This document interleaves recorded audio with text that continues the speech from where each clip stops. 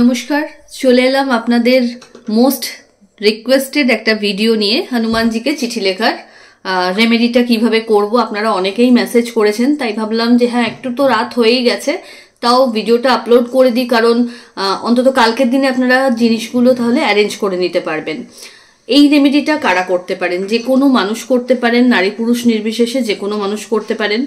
যদি কারো কালো শৌচ চলছে সেক্ষেত্রে সে তার বাড়ির হনুমানজি ঘরে যে হনুমানজির কোনো ফটো বা মূর্তি যাই থাকুক না কেন তার সামনে বসেও কিন্তু করতে পারবেন। এবার চলে আসি এই রেমেডিটা কেন করা হয়। এটা হচ্ছে একটা ইচ্ছা পূর্তির রেমেডি, বলা বাহুল্য। মানে যেটা চাইবেন অবশ্যই সেটা পাবেন। হ্যাঁ, এটা তো বাস্তব যে মানে বাস্তবের মাটিতে পা রেখে আপনাকে আপনার চাহিদাটা জানান দিতে হবে। আকাশ কুসুম কিছু কল্পনা যেটা বাস্তবে হতে পারে না, সেরকম কোনো কিছু ধর্ম সংকটে হনুমানজিকে কিন্তু নিয়ে যাবেন না। তো রেমেডিটা কবে করবেন? ইন জেনারেল হনুমানজিকে চিঠি লেখার রেমেডিটা যে কোনো শুক্লপক্ষের মঙ্গলবার করা যায়, তবে খুব ভালো রেজাল্ট হয় যদি এটা হনুমান জয়ন্তী তিথিতে যদি করা যায়, সেটা খুব ভালো রেজাল্ট দেয়, এবং শুক্লপক্ষে অবশ্যই। তো যেহেতু এই শুক্লপক্ষর শেষকালে আমরা পূর্ণিমাটা পেয়ে যাচ্ছি, হনুমান জয়ন্তী পাচ্ছি, তো আমরা অবশ্যই শনিবার দিন এই রেমেডিটা করতে পারি। কখন করব? আফটার সানসেট করতে পারলে দি বেস্ট হয়। একান্ত না পারলে যাদের পক্ষে সম্ভব হবে না তারা দিনের বেলাতেও করতে পারেন। এরপরে চলে আসছি যেই বিষয়টা, সেটা হচ্ছে আপনারা এই রেমেডিটার ক্ষেত্রে ঘরে আপনাদের ঠাকুরের আসনে যদি কোনো হনুমানজির ফটো আছে বা কোনো মূর্তি আছে তার সামনেই অবশ্যই করতে পারবেন। কোনো মন্দিরে গিয়ে যে করতে হবে এরকম কোনো ব্যাপার কিন্তু নেই। এই রেমেডিটা করতে আপনাদেরকে কিছু জিনিস লাগবে, সেটা হচ্ছে একটা হোয়াইট A4 সাইজের পেপার লাগবে, একটা লাল কালির পেন লাগবে, মানে পেনের কালিটা হবে লাল, ঠিক আছে। দুটো কাঁচা হলুদের ডান্টি, গাঁঠ যে হলুদ হয়, কাঁচা হলুদ বাজারে দেখবেন আমরা শিলে বেটে বিভিন্ন রকম কাজে ইউজ করি, সেই কাঁচা হলুদের দুটো ডান্টি আপনাদের কালেক্ট করে রাখতে হচ্ছে। এবং তার সাথে লাগছে 181 টাকা, ঠিক আছে। এই 181 টাকাটা কিরম ভাবে আপনাকে মানে সাজাতে হবে? একটা 100 টাকার নোট লাগবে, একটা 50 টাকার নোট লাগবে, একটা 20 টাকার নোট লাগবে, একটা 10 টাকার নোট লাগবে, আর একটা 1 টাকার কয়েন বা নোট যেটা হয় সেই মতো আপনি অ্যারেঞ্জ করতে পারেন। টোটাল হচ্ছে 181। এটাকে এইভাবে ব্রেকেজ করে নেবেন। যারা এনআরআই, ঠিক আছে, আপনাদের ওখানকার মূল্যে 181 টাকা করে নিলেই হবে, ঠিক আছে। ইন্ডিয়ান কারেন্সি অনুযায়ী তো এরকম ভাবে আপনাদের ওখানে হবে না, তো আপনাদের ওখানে যে যতটুকু টাকা অ্যারেঞ্জ করলে 181 হয় সেই মতো 181 টাকা আপনি অ্যারেঞ্জ মানে রেডি করবেন, ঠিক আছে। এবার আপনাদের যেটা করণীয়, কি করবেন না, প্রথমে সন্ধ্যাকালে যারা করছেন তারা জামা কাপড়টা একটু ছেড়ে নেবেন, পরিষ্কার জামা কাপড় পরবেন, কাঁচা জামা কাপড়। এবার আপনাকে ঠাকুরের সামনে বসতে হচ্ছে। আপনার ঘরের প্রত্যেকের ঘরের মানে কোথাও না কোথাও তো ঠাকুরের স্থান আছেই, সেই ঠাকুরের স্থানের সামনে একটু বসবেন। একটা আসন নিয়ে বসতে পারেন, ভালো হয়। এবং একটা A4 পেপার নিলেন। তার পাশাপাশি এবার আপনাকে আরেকটা জিনিস লাগবে, সেটা বলতে প্রথমে একটু মিস্টেক হয়েছে, সেটা হচ্ছে একটু সিঁদুর আর একটু ঘি, যেটা দিয়ে আপনাকে একটা পেস্ট তৈরি করে নিতে হচ্ছে। সিঁদুরকে ঘি দিয়ে গুলে নিতে হচ্ছে। এবার কি করবেন, একটা A4 পেপার যেটা অলরেডি নিয়েছেন, সেই A4 পেপারের 4 ধারে মানে 4টে দিক হয়। এই যে যেমন ধরুন আমি দেখিয়ে দিচ্ছি ডেমোটা, তাহলে আপনাদের বুঝতে সুবিধা হবে। এই একটা দিক, এই একটা দিক, এই একটা দিক, এই একটা দিক। তো এই 4 ধারে আপনাদের লাল পেনটা দিয়ে জয় শ্রীরাম, জয় শ্রীরাম, জয় শ্রীরাম করে গোটাটা যতটা পারবেন ছোট ছোট করে লিখে পুরো বর্ডারের মতো সুন্দর করে ভরিয়ে দিতে হবে জয় শ্রীরাম দিয়ে, ঠিক আছে। এইভাবে ভরিয়ে দিলেন, বর্ডারটা আপনার জয় শ্রীরাম দিয়ে লেখা হয়ে গেল। এবার আপনাকে কি করতে হচ্ছে, মিডল পোর্শনটা, মনে করুন এইটা তো পাতা, এই পাতার ঠিক মিডল পোর্শনে এরকম জায়গায় একটা স্বস্তিক অঙ্কন করবেন। আপনি আপনার আঙুল দিয়েই স্বস্তিক অঙ্কন করতে পারেন।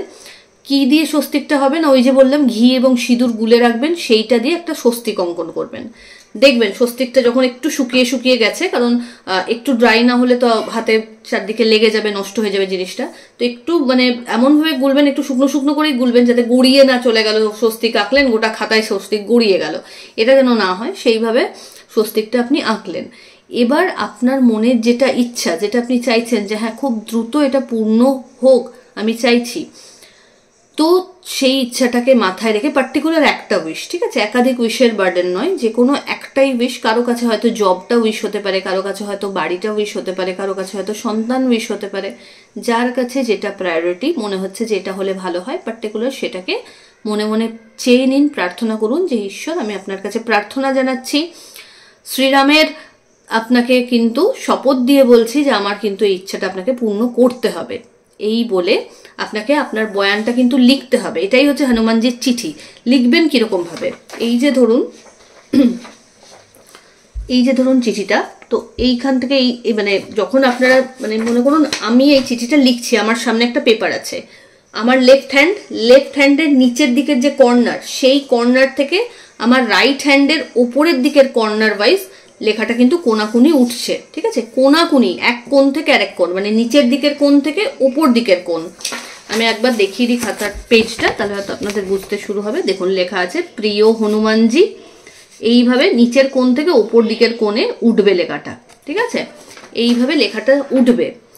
এইভাবে কি লিখবেন, প্রথমে লিখলেন প্রিয় হনুমানজি, দিয়ে নিজের নাম, আমি অমুক দাসী বা অমুক দাস, ছেলে হলে দাস, মেয়ে হলে দাসী, আমার মনের ইচ্ছা, যেটা যার মনের ইচ্ছা সেটা লিখবেন। লিখলেন, তার পরের প্যারাতে, সেকেন্ড প্যারাতে লিখবেন, আমার আপনার কাছে করজোড়ে নিবেদন যে দ্রুত আমার এই ইচ্ছাটাকে পূর্ণতা দিন।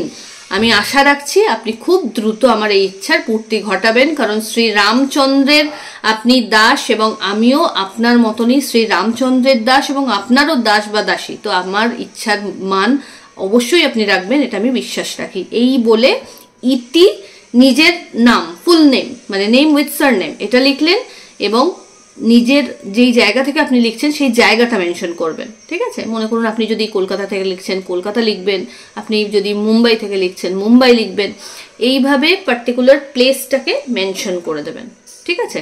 এবং ওই স্বস্তিকের ওপর দিয়েই কিন্তু লেখাটা হচ্ছে, মাঝখানে স্বস্তিকটা আছে, ওর ওপর দিয়েই আপনার পেনটা কিন্তু চলছে এবং সবটাই লাল কালিতে হচ্ছে, ঠিক আছে। এবার এই লেখাটা যেই হয়ে গেল, চিঠিটাকে ধরে চোখ বন্ধ করে জাস্ট আপনি আবার ম্যানিফেস্টটা করুন এবং দেখুন, ভিজুয়ালাইজ করুন যে আপনি যেটা চেয়েছেন সেটা পেয়ে গেছেন, এটা ভালো করে ভিজুয়ালাইজ করুন। হয়ে গেল, যখন আপনার এটা হয়ে গেল কাজটা, এবার কি করবেন, ওই যে প্রথমে বলেছিলাম 181 টাকা লাগবে, সেই 181 টাকাটা খামের ওপর রাখবেন, ঠিক আছে। মনে করুন এটা তো মানে খাম বলছে, সরি, এই পেজটা, এই পেজের ওপর আমি 181 টাকা রাখলাম, ঠিক আছে। এই 181 টাকা রাখার পর এর ওপরে আমি দুটো যে হলুদ বলেছিলাম, কাঁচা হলুদের ডান্টি, ওই দুটো হলুদকেও রেখে দিলাম, ঠিক আছে। রাখার পর এবার আমি কাগজটাকে ফোল্ড করব, ফোল্ড করে এটাকে এনভেলপের শেপ দিতে হবে। কিভাবে ফোল্ড করব না, এইভাবে প্রথমে ডাবল ফোল্ড করলাম, ঠিক আছে, এইভাবে প্রথমে ডাবল ফোল্ড করলাম। এখানে কিন্তু অলরেডি আমার কি আছে, টাকা আছে এবং হলুদটা আছে, ঠিক আছে। এবার এটাকে এইভাবে ধরে এর বাকি যে 3 দিক মানে বন্ধ নেই, খোলা আছে, সেই 3 দিকটাকে আমরা এনভেলপ, যেভাবে ছোটবেলায় আমরা করতাম না, এনভেলপ বানাতাম কাগজের, সেরকম ভাবে এনভেলপের মতো করে মুড়ে দিতে হবে। আমি দেখিয়ে দিচ্ছি আপনাদের সুবিধার জন্য। এই যে দেখুন, ঠিক আছে, আশা করি বোঝাতে পারলাম। এই দিকটা মোড়া আছে, এদিকটা মুড়ে দিয়েছি, এদিকটা মুড়ে দিয়েছি, এইভাবে হলো। এবার এই চিঠিটা এইরকম ভাবে, উল্টো ভাবে নয় কিন্তু, এইভাবে যে দিকগুলো মুড়েছেন এইভাবে এটাকে ধরে নিয়ে গিয়ে হনুমানজির চরণে নাবিয়ে দেবেন, ঠিক আছে।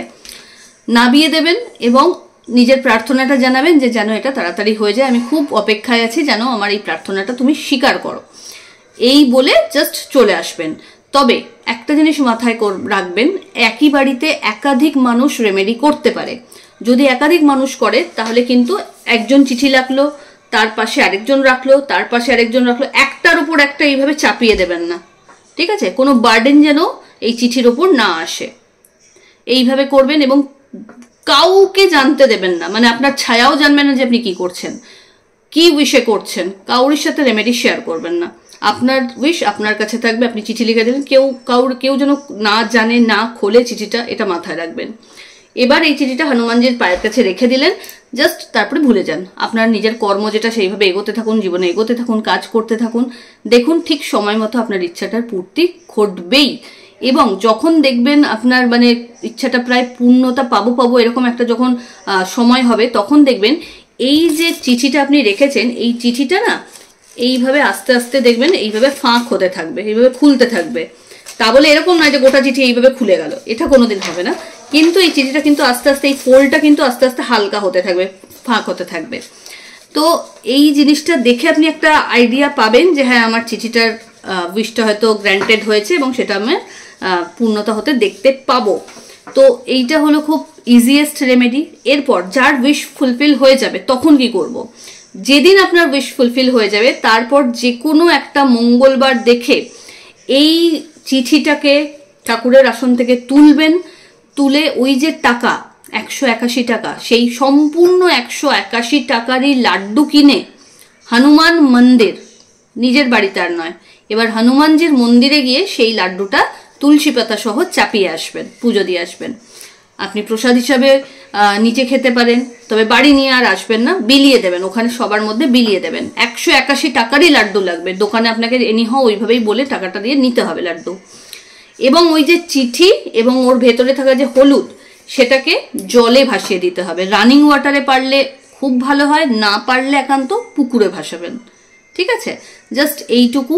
এই রেমেডিটার যে কি ভালো রেজাল্ট, কি ভালো যে ফিডব্যাক, মানে কি বলবো, আজ 7-8 বছর ধরে বহু মানুষের ইচ্ছার পূর্তি ঘটিয়ে আসছে এই রেমেডিটা। তো ডেফিনেটলি আপনারা করুন, এবং অবশ্যই যারা ইতিপূর্বে করেছেন কমেন্ট সেকশনে আপনাদের পজিটিভ ফিডব্যাকগুলো একটু শেয়ার করবেন, যাতে মানুষ বুঝতে পারে যে হ্যাঁ এই কলিযুগে হনুমানজি এমন একজন মানুষ যে সত্যিই মন থেকে ডাকলে সাড়া দেন।